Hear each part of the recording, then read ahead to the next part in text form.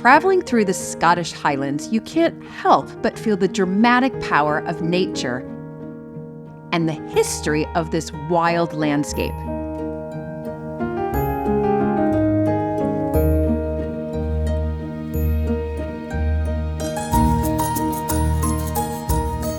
Blair Castle has commanded a strategic position on the route north through the Highlands since the 13th century.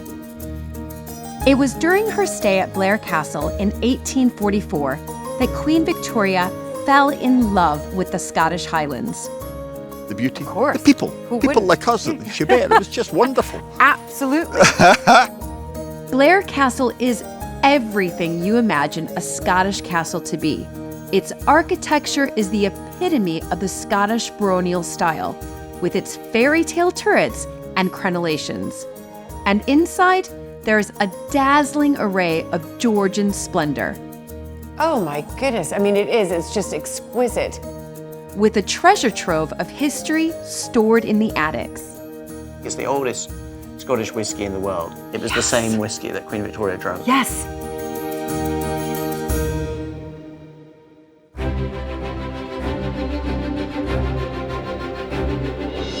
When I married into the British aristocracy, it was the start of a wonderfully exciting journey. But it was also a little daunting.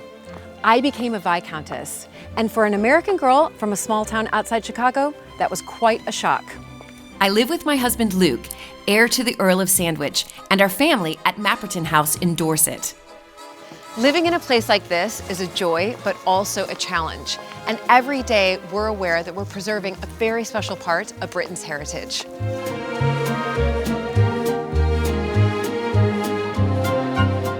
Mapperton has opened up an extraordinary new world for me, and I can't wait to share it with you all.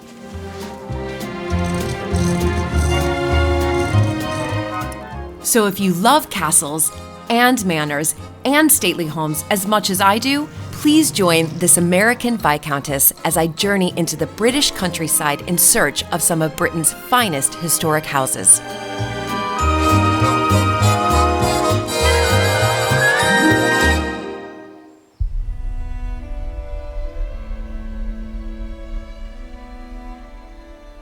Blair Castle is the ancestral home of the Atholl family. Today, the castle and the 120,000-acre estates are managed by Sarah Troughton, alongside her son Bertie, who has promised to give me a tour of the interiors. Hi, Julie. How are you? Good, how are you? I'm very well. Thank you so much for coming. Goodness, Come on thank in. you so much for having me. And, whew. Okay, so let's start from the beginning here, Bertie. I've just arrived. This is the main entrance to the castle, is that right? Yep, the main entrance to the castle, and as you kind of saw outside, very much the Victorian Scots baronial style of castellations, and this is one of the few rooms that the public will see that was also a later addition. Okay. So this is an 1870 room. The building is an evolving story, but the interiors are majority Georgian. And really spectacular Georgian interiors, but with this is a Victorian addition. Right. And so the baronial, obviously Victorian baronial style here that I see on the outside, how did that come to be? This was then what you're saying, a Georgian house, if you like. Yeah, partly through the employment of David Bryce as an architect, who was employed throughout the 1860s and 1870s to create a more exciting Victorian fairy tale castle appearance. Right. Because after the Jacobite wars of 1745 and all the political turmoil, the castle up to that point had very much been a castle. This was the last castle ever to be under siege in the UK. And politically, the family wanted to just be like, we're not going to cause you any trouble, we're very low-key people. So the castle became Atholl House, which was a very dull Georgian facade. Okay. And then, mid-19th century, the railway arrived, new slug of money, friendships with the royals, Yes. always trying to keep up with Queen Victoria, you know, the usual story. Yes, yes. So then it was all about castellations and aggrandizement of the Yes. castle. And that's what you see outside, but you also see in this room. Okay, wonderful, absolutely wonderful. But I'll take you up the main staircase. We'll go into the dining room and have a look in there. Blair Castle welcomes over 140,000 visitors each year, with 30 rooms in the castle open to the public. I could not wait to explore. So Julie, this is the tea room. And we've got a big fan display in here at the moment because we were just amused by this idea of Georgians and even Victorians as well, sitting around having their tea, flirting with their fans. Right. So different movements would mean different things. What? So if you were, you know, you might be sitting there having your tea, some chap over here might be trying to chat you up, but you would be having none of it and would be closing your fan and putting it to your right cheek, which would be like, enough with you, I'm engaged. Like, be gone. Or you might open it and coyly play with your other hand, which might be, oh, I'm interested, you know, let's talk later. Goodness. Yeah. But then if your next meal would be in here, in the dining room.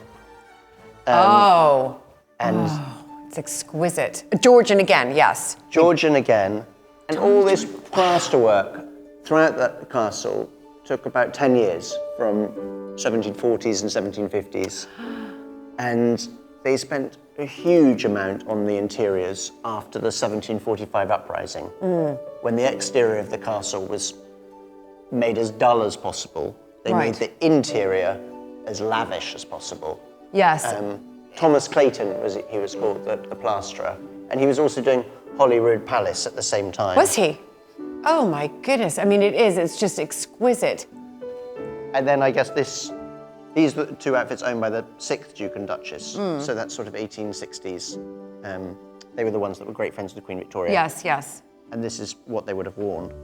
To dinner. Tiny waist. Yeah, I actually could have eaten anything. I mean, yeah, I know, exactly. Do you ever use the dining room? Christmas, big parties? Well, it's 100 meters away from the nearest kitchen.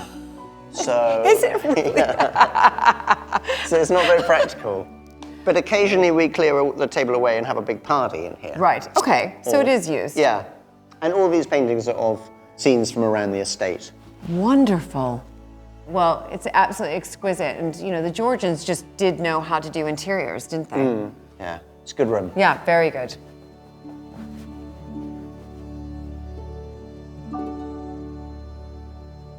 The exquisite dress on display in the dining room is one of a number featured throughout these rooms, each with their own beautiful story to tell.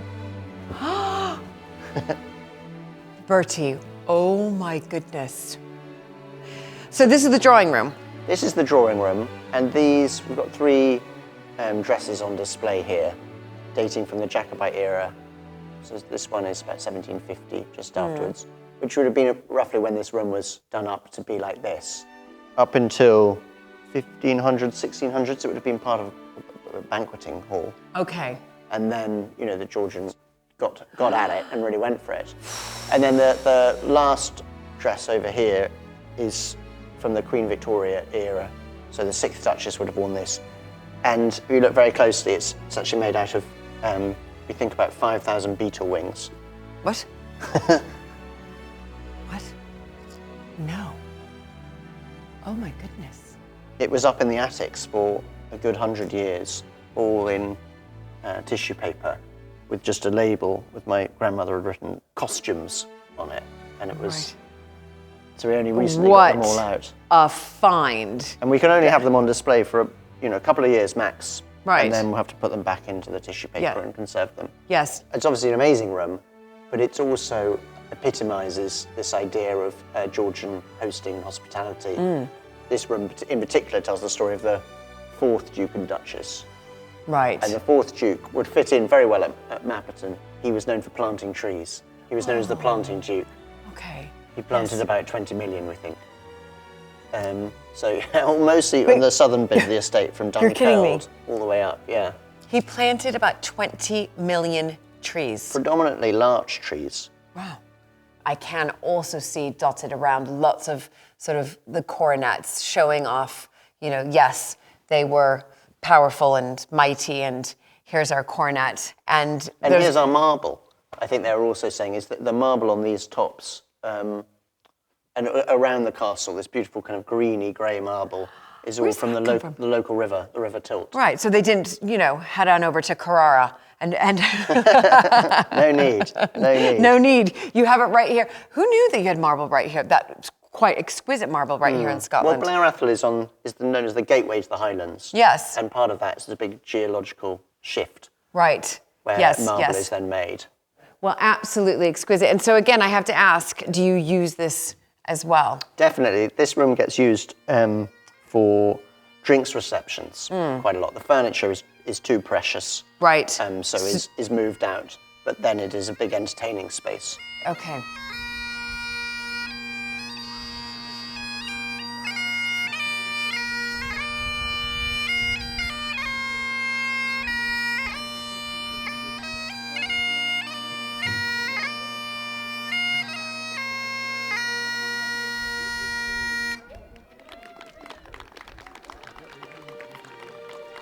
To hear more about some of the key moments of history here at Blair Castle, I met up with Sarah Troughton in the private library. What is, of course, so beautiful about Blair Castle is not just the house itself, it's a beautiful castle, but where it is. This atmosphere of the Highland, the landscape, I mean, it's idyllic. It's so beautiful. Well, yeah, I mean, the first bit of the castle was built in 1269, so that was a long time ago. And it was built where it was built because of the landscape, because this is where the strath or wider valley becomes narrower as it becomes Glengarry, Garry being the river. Yes. And so in defensive terms, whoever controlled this spot controlled the gateway to the Highlands. It's played a major part in history. Its sighting over the years, Bonnie Prince Charlie, its army on the retreat north to Culloden was stationed here for a while. The Duke absented himself as he was a Hanoverian. Right, but his brothers were Jacobites, so there's a whole history there of the divided family, which is very typical. Yes. When Queen Victoria visited the Highlands, which I think the first time she came up was in 1842, she absolutely fell in love with the Highlands, which really start at Dunkeld, which is the sort of southern end of the estate. Then when she was feeling a bit weak after her birth of her second child, she decided to ask the Duke and Duchess if she could take over their house. And they had a very, very private visit here, which was exactly what she wanted. But the Duchess and Queen Victoria became very good friends and remained very close for the rest of her life. The Duchess was the mistress of the bedchamber, which was the sort of highest point in her household. Duchess Anne is one of a long line of impressive women at Blair Castle. As a girl growing up here, Sarah remembers meeting Kitty, the 8th Duchess, in her apartments. I can remember her. I was probably about 12 when she died. Okay. And I remember her as a charming old lady who could play the piano and would play anything I asked her to play on it. But before that, she'd been a very formidable lady. When she married the Duke, she was training to be a concert pianist and would have been a concert pianist. And she trained in Germany and spoke German fluently. So roughly what period are we at right now? Well, they married in 1899. Right. So she would have been training in the very end of the 19th century. Oh my goodness. Because she married, he was the Marquis of Tully-Barden then, but he was going to be the Duke. She gave up her career as a concert pianist and supported him, and actually never had any children. I think she just wasn't able to have children, which was a sadness. Right. But she made the most of her time, and she took up all sorts of good causes, and then became quite political, and she became the first female MP in Scotland. And then she became the first ever female Minister of State. She was Minister of State of Education. And so she had a very sort of good political career. But when, in the 30s, when Hitler was first coming to power, she read, much earlier than most British people, she read his book Mein Kampf in German, because she was so fluent in German, it was just as easy for her to read it in German. And she realised how very, very dangerous the Nazis were at that stage. So when Chamberlain went through appeasement and all that, she gave up the Conservative whip. Along with actually Winston Churchill. But then Winston Churchill went back to the Conservative side and she didn't. Yes. So when the next election came along, she had to stand as an independent. And then she didn't. And she didn't get her seat. I mean, Right. she very, very nearly retained it. She was a very highly intelligent lady and a very determined lady. She was petite. She was very, very small. And she took no trucks from anyone. Small but mighty, small but mighty. Small but mighty.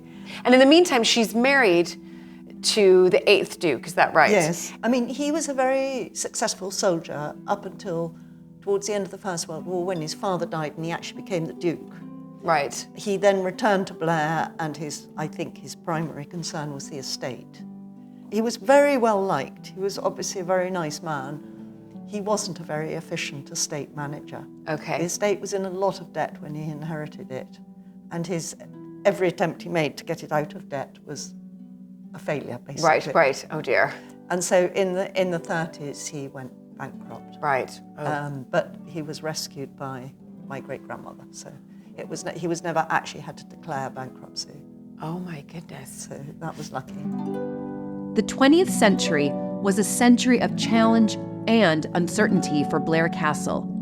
But it was the women of the family who led the way in ensuring the survival of the castle and estate for the future. The pioneer was really my great-grandmother. She insisted that it was her company that ran the place, and they got the house ready to open to the public, which they did in 1936. In 1936? Yes, it was one of the very first ones to open. The 8th Duchess, Kitty, lived here on this floor, and at the far end of the castle, the 9th Duke, who was a bachelor, her brother-in-law, lived. And then in what's known as the South End, my family lived. Okay. My mother and my half-brother and Right. me. The sort of odd ménage à trois. You never knew at any mealtime when I was a child who might or might not turn up for it. How brilliant. But anyway, they all got along, and my mother ran the show. She was the one who was in charge. Right. And she was a very, very practical businesswoman, so she got things sorted out. Right. Looking to the future, I'm always really interested as a fellow historic house owner. We're here as the custodians in order to make sure that these places survive for those future generations. And is that something, Sarah, that you do think about? Yes, it is. I think I put it into two categories. There's one is the history, the castle, the artifacts, all that sort of thing that has to be preserved at all cost. But, it takes money to keep the roof on. Yes, so obviously, I'm very pleased to have a lot of visitors. But then there's the other side of the business, which is much more business orientated. And you make sure that that's going to make enough money to keep the infrastructure of the place going, to provide decent jobs for people, as well as supporting the castle. I never think, shall we do the roof or shall we build a farm building?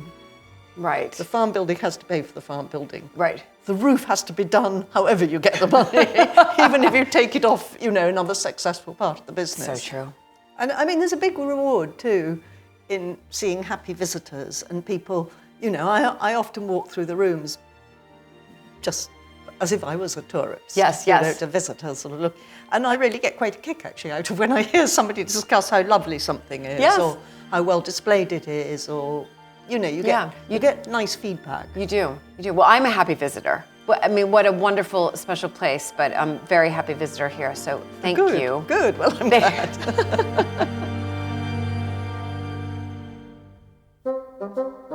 The attics at Blair Castle are off limits to visitors, but Bertie kindly agreed to show me the treasure trove of family history stored in the Warren of Rooms. Absolute heaven for me. So Julie, this is a section of the attics. There's probably over 60 rooms of attics.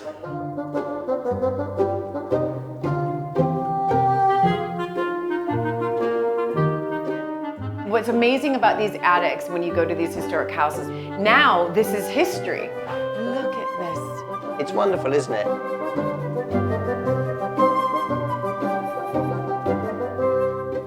We're now on the top third section of the attic, and these are the furniture rooms.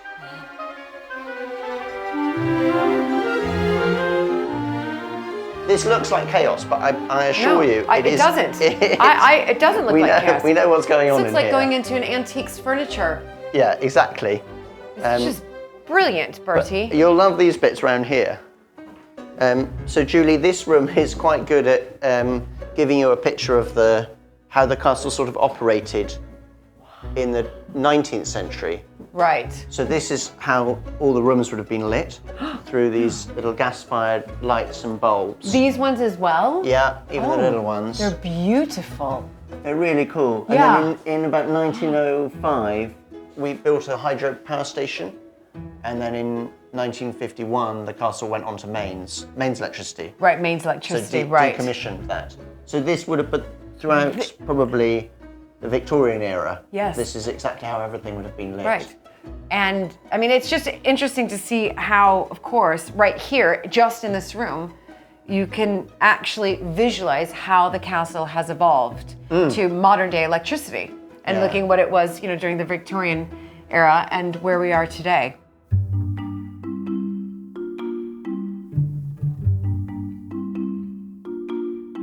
Although there's a lot of things up here, all the best stuff is obviously downstairs and open to the public. Yes. But, we can't show everything the whole time. So it's that balance between conserving some stuff, showing stuff, and keeping the stories fresh and interesting. But I guess it also gives you that opportunity to sort of change it up on what you're displaying for the public. Well, Julie, I think you'll like it in this room because it's full of obscure old treasures. Yes. It's got everything from a cannon wheel, old whiskey stills, to pots and pans, to travelling chests. There's quite nice old telephones in here. There certainly are. You could have a whole telephone exhibition. We should. Don't you think so? This is incredible. The castle was the first building in the area to get a telephone. So you'd call up the operator and you'd say, just give me number 1. Right. Right. Number 1 in Blair Atholl. Right. And it was the only line, and it would come through here. Hi there, just calling from Blair Castle in Scotland. I was just wondering if you could connect me to Matberton in West Dorset. Connecting you now, madam. Oh, perfect.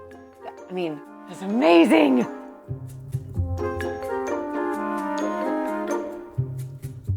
So there's so many things in here, Julie. We've got Duchess Louisa's medicine cabinet in there. Can I? Yeah, go for it. Okay.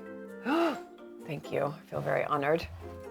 I'm clutching this little trumpet, which I should put back. It's quite sweet. It's really sweet. Look at this. This is unbelievable. No. Wait. So your kind of Victorian ailments would have been... There. Yeah. Look at that. I wonder what's in there. Yeah, I know. This is incredible. This is absolutely beautiful. Look at the velvet there and the leather case. It's beautiful. I bet you like that one. Okay, this says, last gentleman, please close the box. Okay, what is this box? It's a party box. Oh, it is. Wow. Look at gin, whiskey, sherry, brandy. I mean, whiskey is sort of the drink of Yeah, Scotland, isn't it? Not only Scotland, but Blair Castle is the home of Keepers of the Quaich, which is the world, mecca of whiskey. Quaich is the wonderful little silver bowl that you drink whiskey from. Okay. And houses like Blair would have made their own whiskey. We always knew that we had this very old whiskey in the cellars. Okay. And we recently sent it off to be carbon dated, because we had the plaques and the signs with it saying it was from 1841. And we tasted, my dad and I drank it, and it was amazing. And we sent it off, and it's come back carbon dated as, it's authentic. So we think it's the oldest Scottish whiskey in the world. And, Queen Victoria was coming and staying in 1844. So we're pretty sure that when Dad and I were tasting this whiskey, it was the same whiskey that Queen Victoria drank. Yes, this is my favorite find so far. And if there's any left, we'll have a drink. I certainly will. So only 60 more rooms to show you. Okay.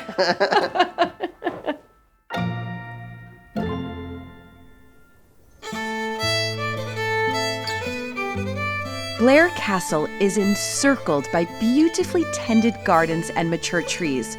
But beyond, the drama of the Highlands beckon. Where better to catch a glimpse of the scale of the Atholl estates than high up on the roof of the castle? Oh my goodness! It's the oldest part of the castle, I think dating back to 13th century. And then you've got Cairngorm National Park, kind of all that way. And then the more managed landscape immediately around the castle, which you can see. Okay, oldest part of the castle here. And how long a period did it take to build the castle that we see today? It's never one period. It's an evolved design. And it's a design that started from the period of the Crusades, was essentially a land grab. Right. And then you've got Cummins Tower, which we're on now. It's kind of 13th century, and expanded a lot into sort of medieval halls in the 15th and 16th century. And then with the Victorian era and this craze across Scotland of kind of baronial castellations is really the look of the castle, the exterior look of the castle today. So the outside is a complete is a mishmash of 750 years. I mean, how wonderful.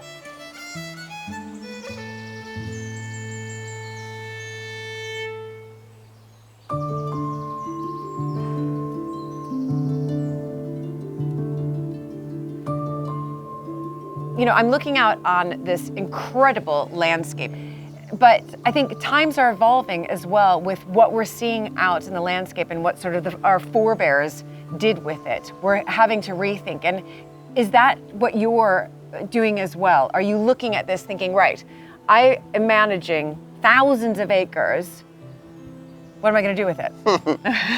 Yeah, I think the conception of what is a wild landscape is changing. And you're doing rewilding at Mapperton, and we're taking a similar approach, but for this landscape, I guess. Right, yes. In terms of afforestation, so we're creating a lot of native woodlands on quite a large scale. We're probably hoping to plant 2 million trees in the next 3 years, and then try and do some more of that. And also up here, a lot of these hills are peatland, where you can't grow trees, and they would have been drained either in the Victorian era or even under the 1960s government schemes.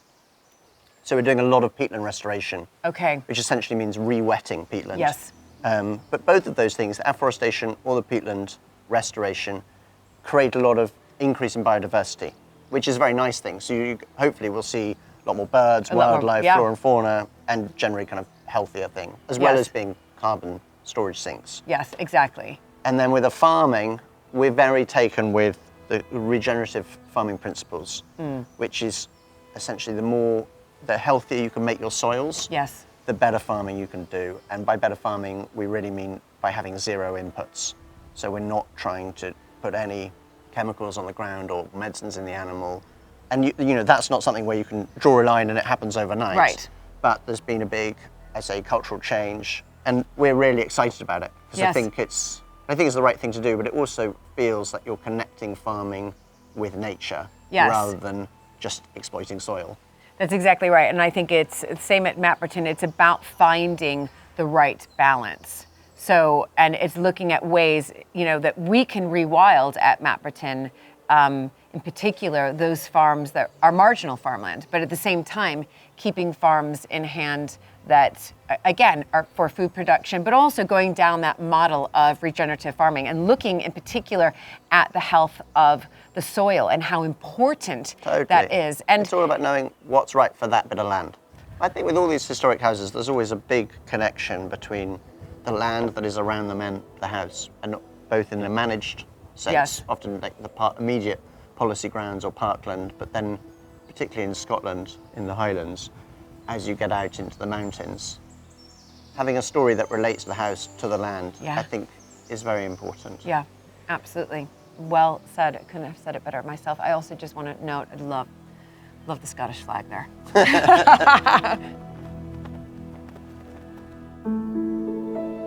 The Atholl estates have a long tradition of woodlands management, as well as commercial forestry.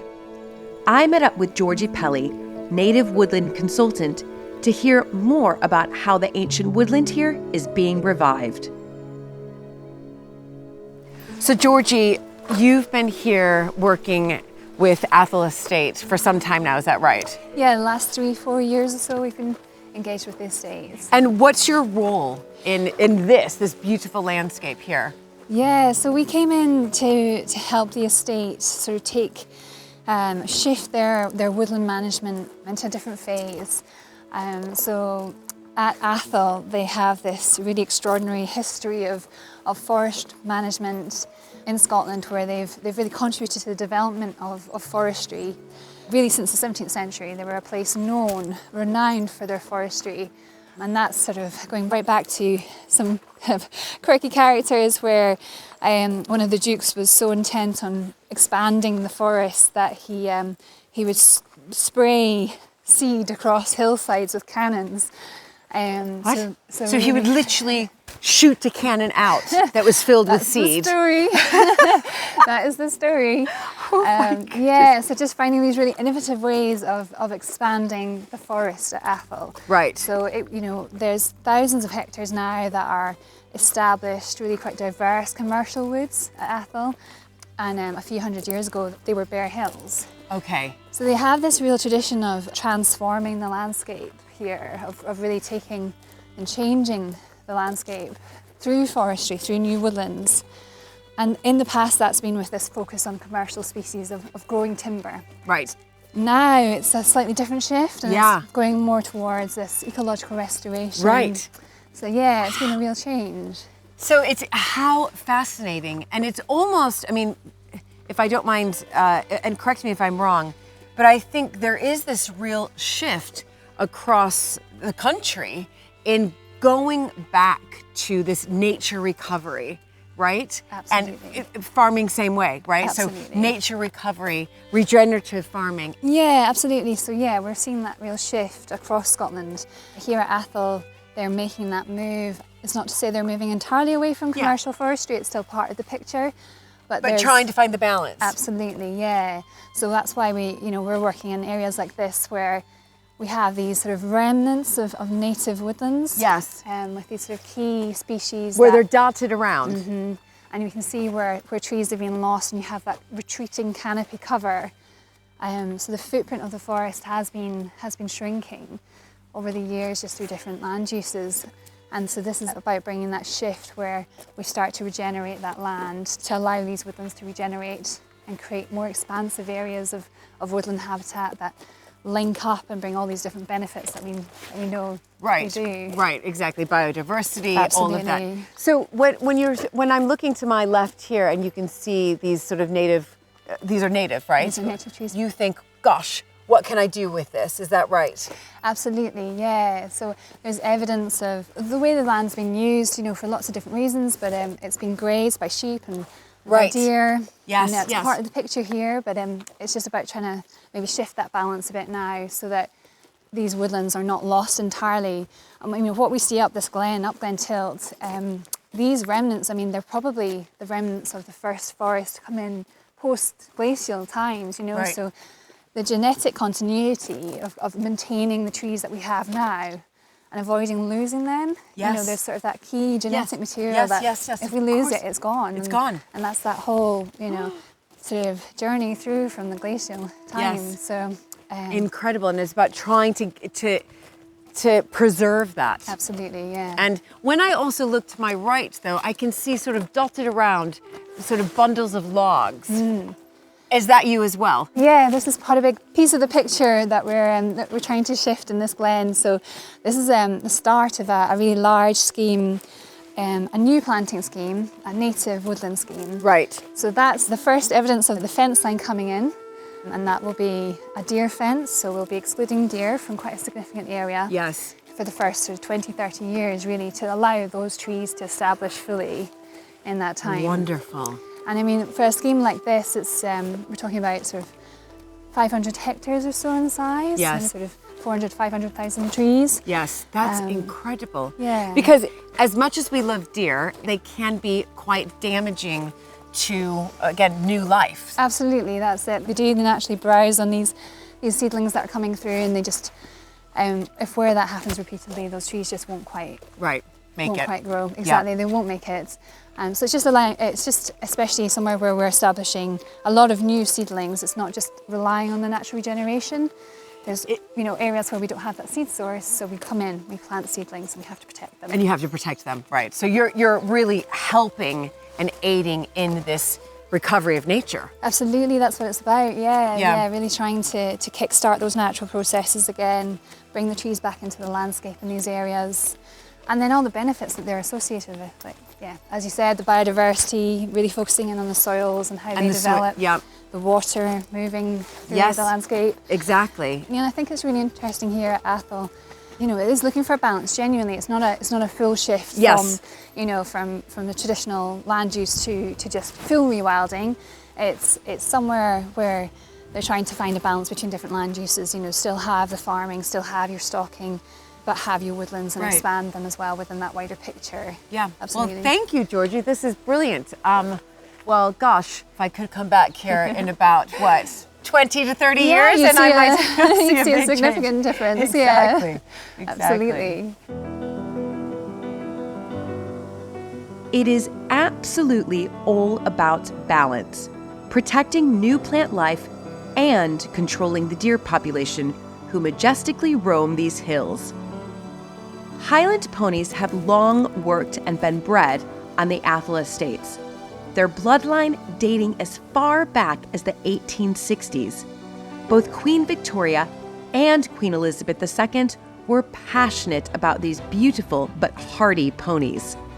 I joined Gilly, Campbell's String, out on the hills to hear how these plucky ponies are upholding Highland traditions. Okay, Campbell, so nice to meet you. Nice to meet you too. And who do we have here? This is Huey and this is Lovett. Huey and Lovett. Wow, okay, so do they want to be walked? Should we start walking? Yeah, let's start walking. Okay. Yeah, this one's a bit of an impatient one. He's only young. Okay, I have never been this up close and personal to a Highland pony before, so this is very exciting for me. But they're lovely creatures, aren't they? Aye, lovely, gentle creatures. Yeah. Oh, so I can happy to. Yeah. Oh my goodness. Okay. Wow. So tell me a little bit about Highland ponies. I mean, they're a real staple here in the sort of the Highlands. Yes. Aye, they're very traditional in the deer stalking world. It's the oldest and most traditional way of taking shot deer off the hill. Okay, and that's what they're doing. Is that what these are for? 'Cause Aye. I saw these saddles and I thought, oh my goodness, has Campbell put them on? Are we going for a ride? No, these are traditional deer saddles. There's not much padding to them, as you can probably hear. Right. They're made of basically really, really hard leather to cope with the weight of a very heavy stag on it. Right, of a very heavy stag. Right.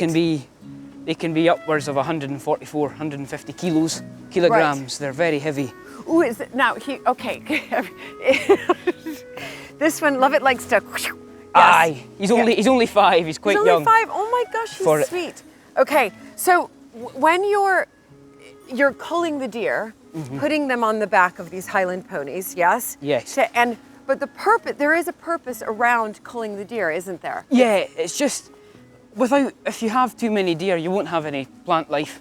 The deer will eat it all. You won't have any trees, you'll have none of that. So it's just to keep a natural balance within the, because the deer have no predators. Right, of course, there's the wolves are gone. Yeah.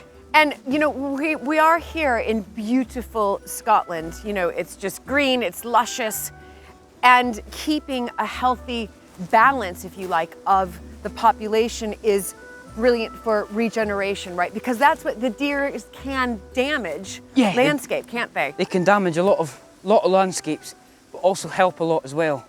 Right. With keeping plants, unwanted, non-native invasive species down. They're very good at that. So last thing anyone wants is no deer there.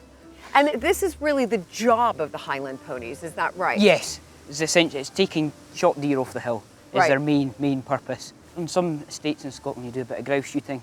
Right. So sometimes they'll go with panniers, which are big wicker baskets that sit on the side of the ponies, and you'll take slunge up the hill and take the shot grouse back off the hill with them. Because there's huge, vast places in Scotland you can't get a machine to. Yes, no, of course. So you've got to have, it's like the good old days. Exactly, right? Yes. Yeah, no machinery, just good old ponies. But I mean, so sweet. Well, listen, Campbell, thank you so much for explaining this to me. And it was so wonderful to meet Huey and Lovett. And I think that they are very hungry right now because they've both sort of nose down into the ground. They're always hungry. They're always hungry. They're always eating. If they're not walking, they're eating, or they're walking and eating. Back at the castle, I met up with Andrew Bruce Wooten to understand more about the wider estate and also an ingenious renewable energy project. So tell me a little bit more about the wider estate. Well, the castle is obviously the hub, it's the heart of the estate, and it's what a lot of people think about when they think of Atholl, this big white castle off the A9. But it's just the centre of a large spiderweb of activity, which includes all the traditional enterprises you'd think of, like farming and forestry and deer and housing, with a lot of housing, provision of housing to the local economy. And now increasingly tourism, so lots of people, which is fantastic. A lot of them are just enjoying the wide open spaces, which they're free to do. Yes. And then a lot of them stay on the estate and they make it their holiday destination. And then others come and enjoy the castle, and either for the day, or they might get married here, or they might have a business event here. Yeah. We're open to all business. One of the big projects I know that you have going on is sort of looking at different ways to power. Is that right? To power different houses on the estate? And tell me a little bit more about that. Yeah, so in the UK there was generally a big drive to smaller scale renewable energy in the last 20 years. And an opportunity came our way to look at hydro. And the estate has a history with hydro because we had a hydro scheme in the early part of the last century that powered the castle before mains electricity arrived here. Right. So, we knew a thing or two about hydro to begin with. So we've developed 5 schemes on Atholl, which we're totaling about 3 megawatts. So not vast, but it's decentralised green energy, which is going into the grid. And at the castle, it's actually fully powering the castle before it goes into the grid. So it had been here on the castle, for 100 years? Before it went on the mains? Well, funnily enough, it was developed, as I say, in the early part of the last century, but it didn't have a huge long life before mains electricity came in. So we could use the pipeline, we can use the intake, we could use the powerhouse. All we had to do was buy the turbine and the generator. And in fact, the turbine and generator manufacturer that produced the original 100 and something years ago, still in existence. No. Yeah, so we've got the same manufacturer, more modern technology, but basically the same turbine as was there 100 years ago. So yeah, it's grand. Fantastic.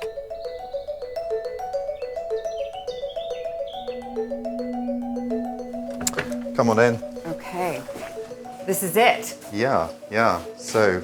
Oh my goodness, I can hear it. Yeah. I can definitely, it's behind here, is that right? It's a labour of love. I clocked the sign out there, 1908. Yeah. So, that's when it was first here, is that right? Yeah, it provided power to the castle, in very early days of electricity, and it provided power from about 1908 to just after the Second World War. So really pioneering, right? Completely, yeah. Incredible. Anyway, be prepared. Okay.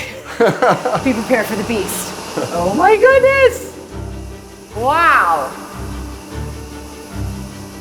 Fantastic!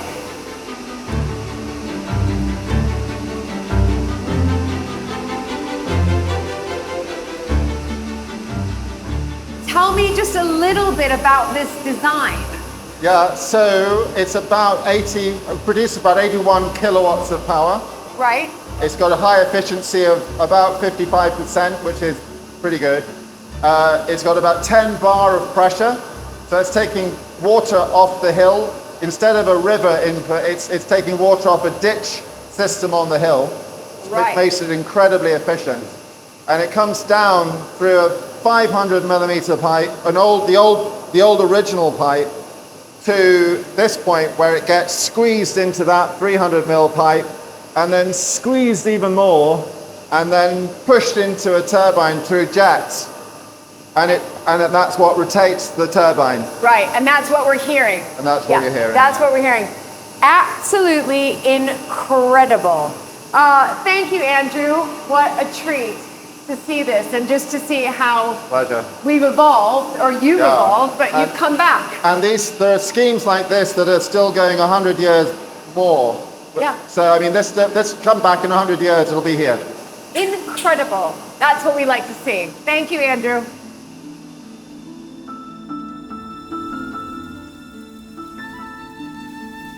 An iconic image of the Scottish Highlands are Highland cattle grazing the hills.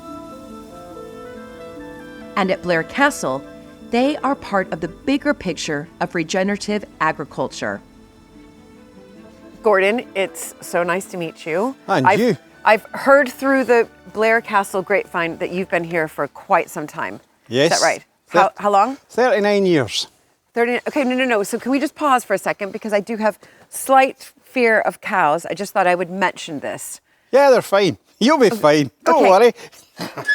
Okay, but those look quite pointy and sharp. You just keep with me and you'll Okay, I'm be going to fine. keep with you.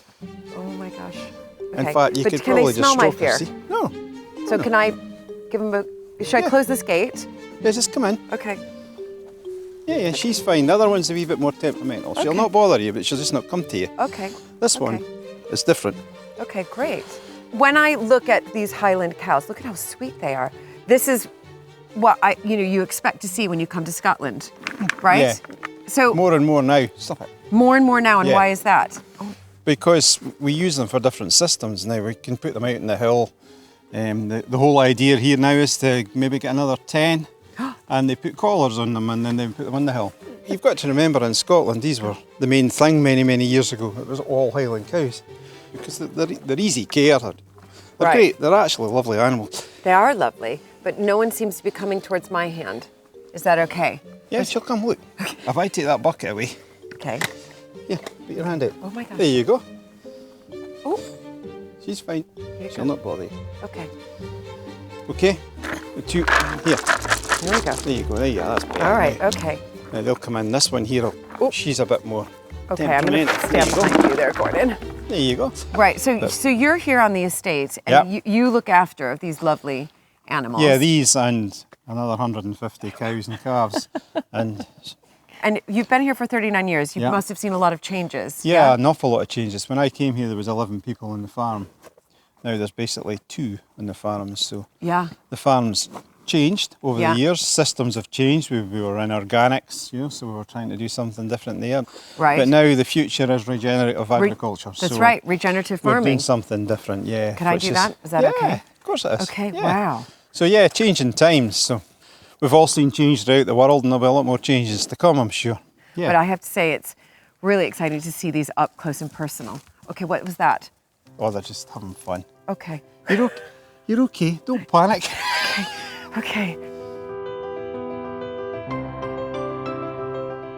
Gordon, can I just add that for the first time in a really long time, I feel more relaxed around cattle than ever before. So you must have your good energy of calmness is, it's affecting me. It's wearing off on me. It's brushing off on me. I'm glad to hear it. What's your special power? It's just the ability to read cattle, really read the way they are, the way they react to things, It's just, it's an act you pick up over years, you know. It's just the same when they're going to carve, you know when they're going to carve. Yeah. It's just something you learn, and when you do learn it, they know you, that you know. Right. It's all right, they're just coming for the bucket, Yeah, you'll be that's fine. okay. Thanks, Gordon. Life's about fun, isn't it? It is about fun, and gosh, I've really relaxed now. Now I feel good. See, I'll just leave you here, you'll be fine. I'll come back in the morning, you'll still be here.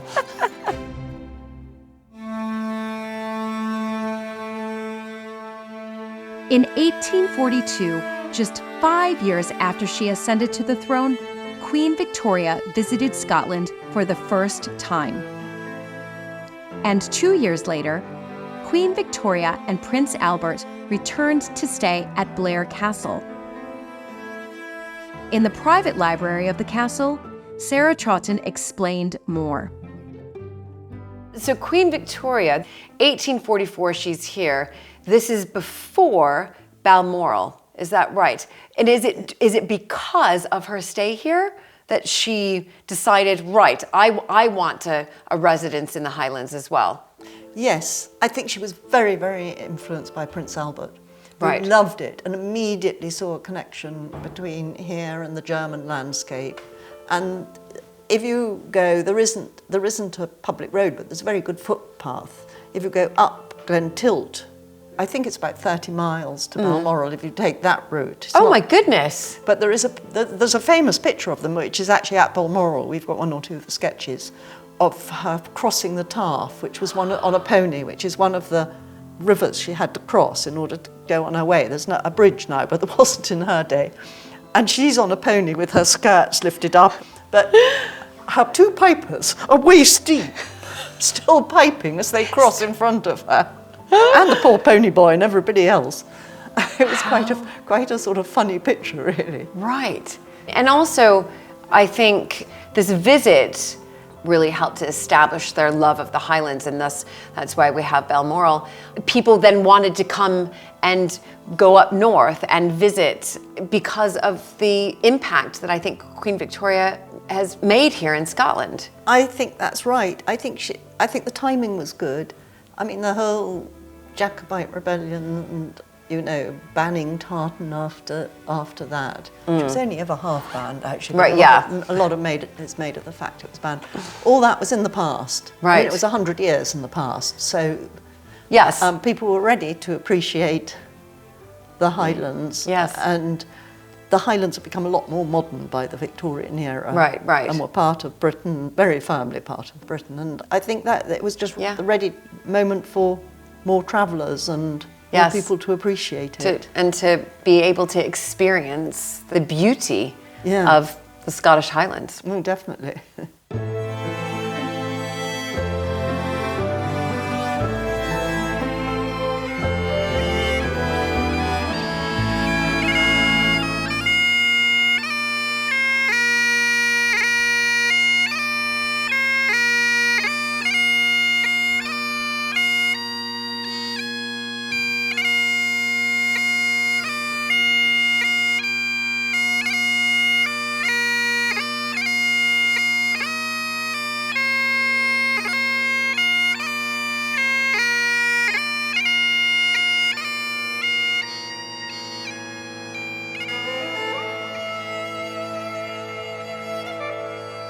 In her diaries, Queen Victoria described the bold, wild scenery and how she and Prince Albert would drive out in the carriage along Glen Tilt, through woods overhanging the river.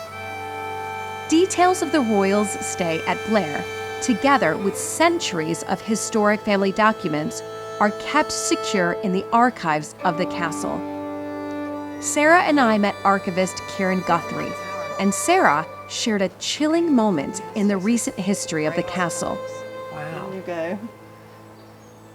This area of the castle, known as the Clock Tower, clocks above us, was burnt down in 2011.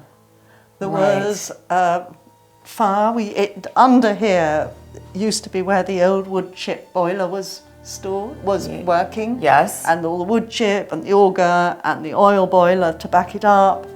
And the flue went up the tower. Yes. And it overheated and caught light to the rafters. And it was so high up that he, for quite a long time, didn't set off an alarm. And in fact, somebody saw it, luckily, because it was about 8 o'clock at night. Somebody who lives over there saw it. And then my dog was very anxious. Right. When I went to let him out, I saw these flames leaping out. Terrible.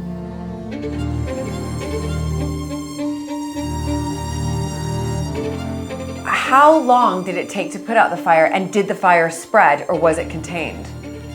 Amazingly, unfortunately, was contained in the area of the boiler below and the clock tower. When we came here, my husband absolutely insisted on putting on fire doors everywhere.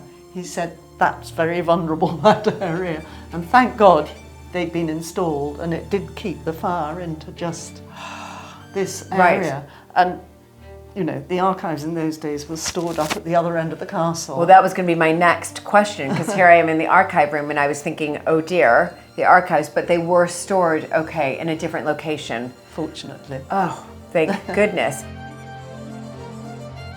When you rebuilt this, how long did it take to rebuild? Because I know, these things take such time, especially at these historic houses. It wasn't too bad. I think we obviously had to clear everything with the insurance.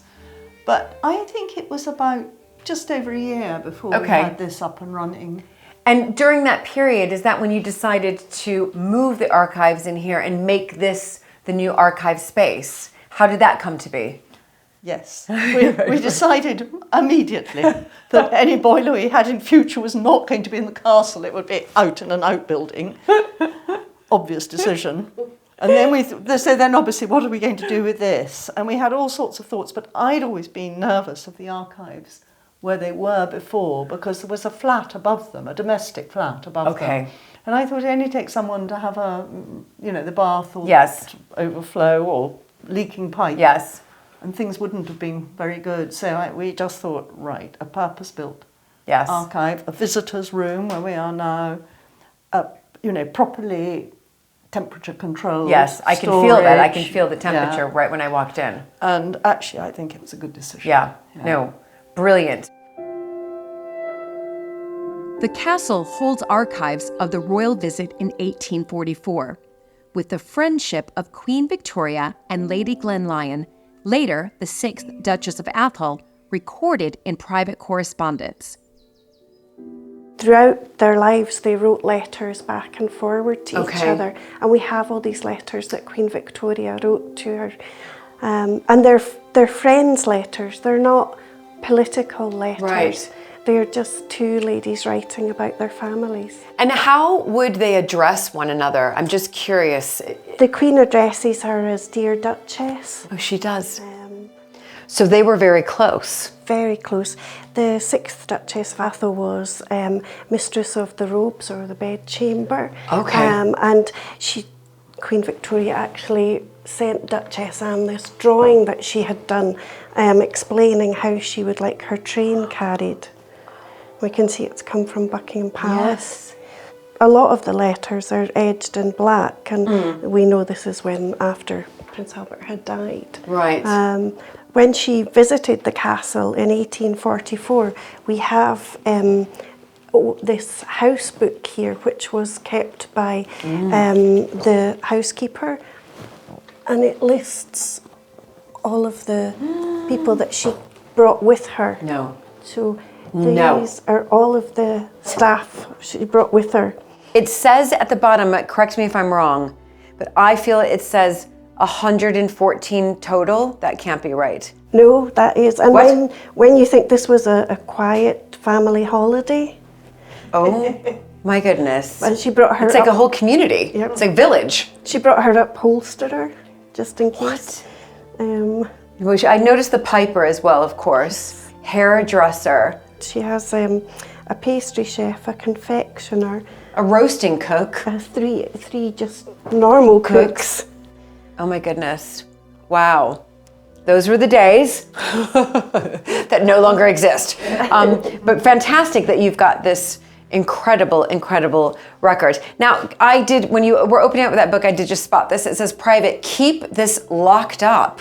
So this is a letter from Lord Glenlyon to Lady Glenlyon about a private visit of Queen Victoria to the castle. In 1844? In 1844. So the same visit we see here. Okay, okay. Do you mind if I read a little passage here? Okay, it says, I have the very greatest pleasure and heartfelt satisfaction in placing the castle of B, Castle of Blair, is that right? Yes. And the forest of A, Atholl, yeah, entirely at Her Majesty's disposal for any length of period she may do me the honor to make use of it. So, wow, this is it. Absolutely incredibly special.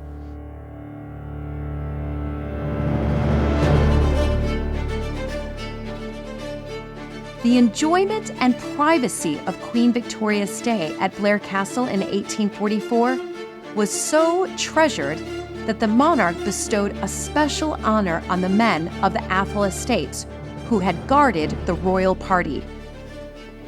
Bertie Troughton and I met up with Regimental Sergeant Major Graham Jack of the Atholl Highlanders to hear about royal connections and the history of the regiment.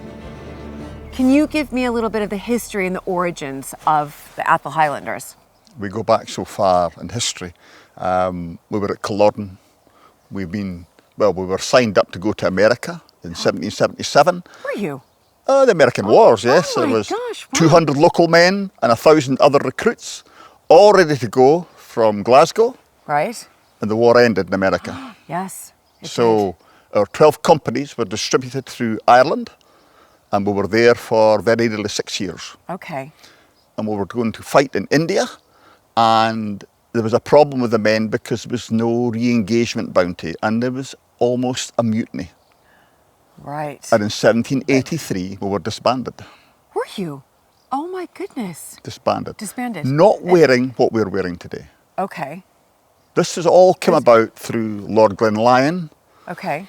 Later, the 6th Duke.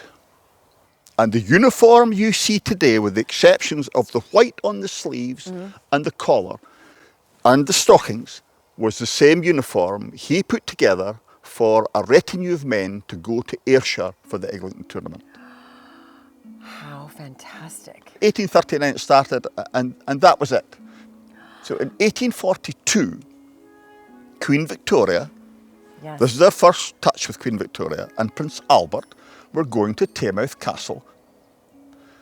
Now, to get to Taymouth Castle, boat Edinburgh to Dundee, coach from Dundee to Taymouth Castle. Okay. So they had to come by coach to Dunkeld. Now, Lord Glenlyon was aware this was happening, and he put out an invitation to Queen Victoria to have lunch in Dunkeld. So very early that morning, he set off from the castle here, and on his way to Dunkeld, he picked up retinues of supporters. And by the time he got to Dunkeld, if I'm correct in saying, there was 977 men. No. Right. All to meet the Queen? To meet the Queen. Right. Incredible. In Dunkeld. And there he entertained Her Majesty and Prince Albert to lunch. And she asked if any of the men could dance.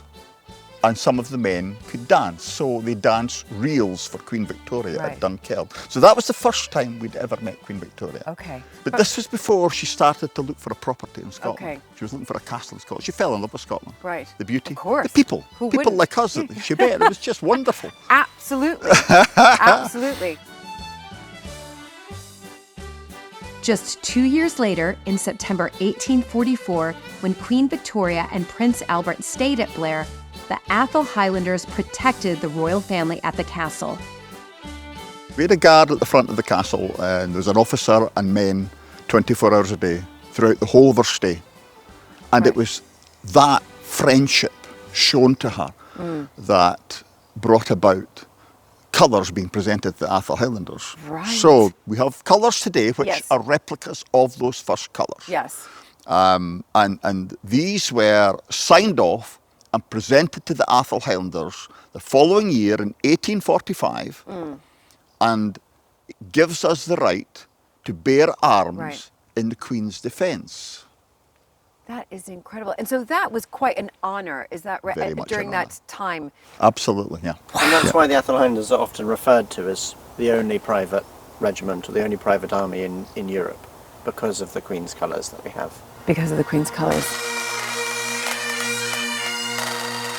You've got to come and see the Atholl Highlanders in the end of May, when we have the Atholl gathering. Absolutely. Because on the Saturday there's the full military parade, and it's, you know, we're about 100 men, including the band. How magnificent. No, I definitely will come back. Now, you did mention something here, Bertie, and you said we. Now, I heard that we. So, are you involved? What's the connection here? I mean, I don't see any dress here, but I'm assuming. No, you have one. I am in the Atholl Highlanders. I'm very low-ranked officer. Yeah. Lieutenant Bertie Trotton. Oh my gosh! Yeah, I don't look half as smart as Graham. I try, but. So, can you describe to me sort of the ranks? Okay. So, officers will start at lieutenant. Yes. Captain. Major. Lieutenant colonel. Colonel. That's the way it goes. And the colonel is Duke. Okay. Right. Which is Bruce Murray, and he lives in Africa now. Right. But right. when I started service, it was the 10th Duke. It was Bertie's great uncle, Ian. Uncle. Yeah. Yes. Uncle. Yes. It was him when I joined in 1977. Okay. Incredible. I've been here a long time. Yeah. I'm in with the bricks now. You're coming up to 50 years. Yeah, coming up to Coming that, up to yeah, 50 yeah, years. yeah. Now, can we just talk about this? This is spectacular. Okay, first of all, this is this is the Murray tartan. Right. Yeah. So this is the Murray tartan. I mean, it's beautiful. I would quite like that. These are unique. This dates to 1839. This particular plaid. These plaids are made of linen. They're not wool. It's right. a linen cloth. When I touched it, and they're very different. Yeah. It's a thick linen. Yes, very thick yes, linen. very much so. Yes. Very much so. These are in the original. So you cannot replicate the colours if you look. Yes, yes, I see. There is the new colours. This Yes, is old colours. You cannot replicate that anymore. They are so old. And when you think of how many people have had this plaid. Lovely. Yes. Pleated. Yes. Battle wounds in it. Yeah, yeah, you can see the battle wounds. It's incredible. The plaid that you saw the old Highlanders wearing was a long piece of cloth.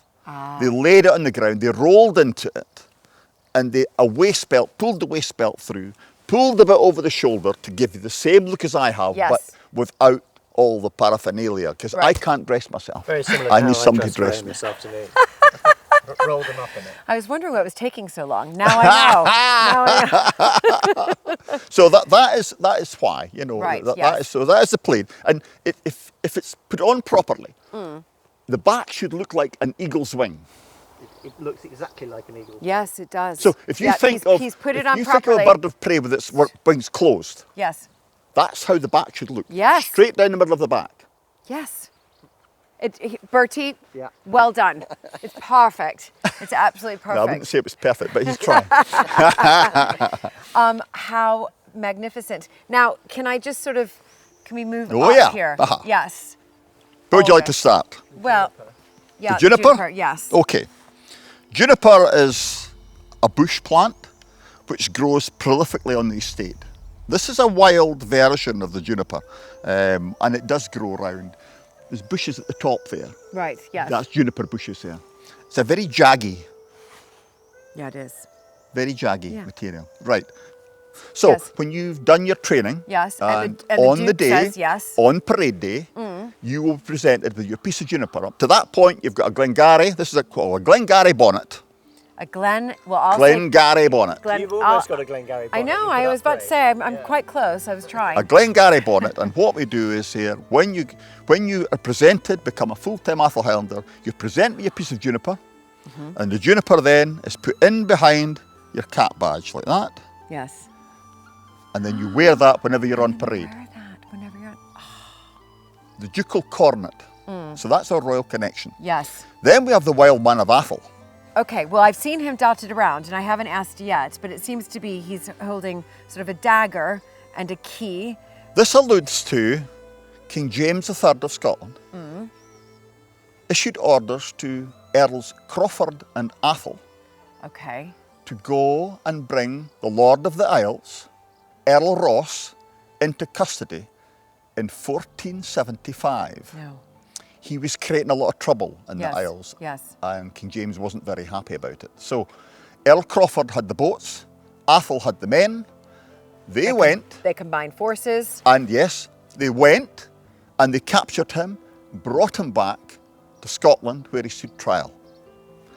That is the wild man of Atholl, hence the key for locking him up. Yes. And the dagger to capture him. To capture him. So 550 years ago. Yeah. 1475. The way back to Incredible James history. III. It's incredible history.